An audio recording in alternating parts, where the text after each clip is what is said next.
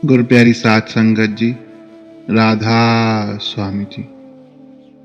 साध संगत जी, बाबा जी अपने सत्संग में हम सत्संगियों का हाल बयां करते हैं। वो कहते हैं कि हम क्या करते हैं, कैसी हमारी सोच बनी हुई है। आप जी यहाँ फरमाते हैं कि जब भी हम किसी संत महात्मा को देखते हैं तो हम उसके पैरों को पकड़ना शुरू कर देते हैं, उसके कपड़ों को हाथ लगाना शुरू कर देते हैं, उसकी गाड़ी को हाथ लगाना शुरू कर देते हैं। भाई, अगर रूहानियत कपड़ों में होती, इन सब चीज़ों में होती, तो संत महात्मा ने पहले ही अपने कपड़े फाड़कर आपको दे देने थे। हम इन्हीं चीज़ों में फंसे हुए हैं। हमें मालिक ने विवेक दिया है। हमें सोचना चाहिए, समझना चाहिए कि क्या करना है। हर एक चीज़ का कोई ना कोई मकसद ज़रूर होता है। आज भी हम सत्संग सुनने आए हैं। क्या ज़रूरत पड़ी है, हम यहाँ चलकर आए हैं। कोई तो मकसद होगा। ऐसा तो नहीं है कि बिना मकसद के हम घूमते फिरते यहाँ पर आ गए। भाई, मालिक ने हमें जीवन दिया है, हमें मौका दिया है ताकि उसकी भक्ति की जा सके, इस भव सागर से पार पाया जा सके।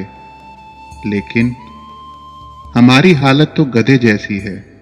दूसरों का बोझ उठाते उठाते हम गधे बन जाते हैं। और उसके बाद आप जी ने एक उदाहरण देकर बताया कि एक संत और एक उनके शिष्य जंगल में जा रहे थे। रात हो गई। उस साधु महात्मा ने अपने शिष्य को कहा कि भाई, जाओ, जाकर लकड़ियां और घास फूस ले आओ। आग चाहिए क्योंकि रोटी बनानी है। शिष्य ने सोचा कि अगर मैं जंगल में गया तो कोई पहाड़ी जानवर निकलकर आ जाएगा और मेरी जान खतरे में पड़ जाएगी, मैं नहीं जा सकता। तो उसने बहाना बनाया कि साईं, अगर मैं जंगल में गया तो मेरी पीठ आपकी तरफ हो जाएगी, मैं ऐसा कैसे कर सकता हूं। तो उस साधु महात्मा ने खुद जंगल में जाकर लकड़ियां और घास फूस इकट्ठा किया। कुछ समय बाद बारिश होने लग गई। तो उस महात्मा ने अपने शिष्य को कहा कि भाई, बारिश हो रही है, ऊपर जाकर देखो, छत से पानी आ रहा है।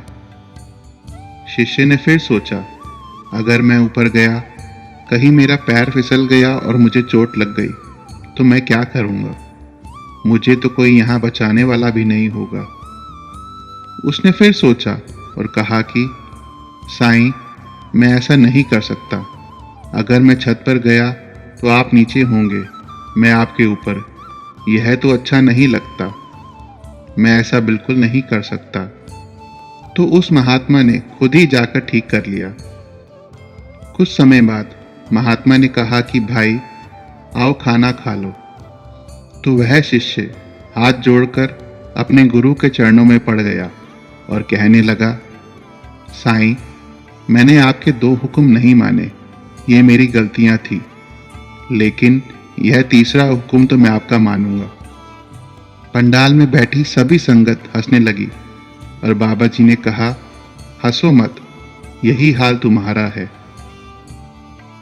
उसके बाद बाबा जी ने कहा कि हम तो संत महात्माओं के कपड़ों को और उनकी चीज़ों को पकड़कर बैठे हुए हैं और कहते हैं कि यह कुर्सी महाराज जी की है, यहाँ पर महाराज जी बैठते थे। तो भाई, महाराज जी दुनिया भर में घूमे हैं, वह तो बहुत सारी कुर्सियों पर बैठे होंगे। आप कौन कौन सी कुर्सी को पकड़ोगे। भाई, रूहानियत इसमें नहीं है। वह तो हमें इन सब चीज़ों से ऊपर उठाना चाहते थे, लेकिन हम फिर ऐसी चीज़ों में ही पड़ गए। आप जी ने फरमाया, बाहर से आपको कुछ हासिल नहीं होगा। जो भी मिलेगा करने का मिलेगा, अंदर से मिलेगा। हमारे लिए कोई कर नहीं सकता, चाहे कितना ही कहे कि मैंने उस बाबा से नामदान लिया है, मैंने उस गुरु से नामदान लिया है। जब तक करनी नहीं करोगे, कुछ हासिल नहीं होगा। हमें मालिक से रिश्ता बनाना है। लेकिन हमारी तो दौड़ लगी हुई है। आप देख लो कि जिसके पास जितनी दौलत है उसकी भूख और बढ़ जाती है। एक गरीब को देख लो, उसके घर कोई भी आए वह अपने मेहमान का अच्छे से स्वागत करता है, और अगर किसी अमीर के घर जाओ तो वह पहले देखता है कि आदमी काम का है, अगर नहीं तो बाहर से ही उसको वापस भेज देता है। यहाँ पर आप जी ने बताया कि एक बार अकबर बादशाह जंगल में अपने सिपाहियों के साथ गया और वहां जाकर जंगल में खो गया और उसे एक गरीब का झोपड़ा दिखा। अकबर बादशाह उस गरीब के पास गया और कहने लगा, मुझे बहुत भूख लगी है।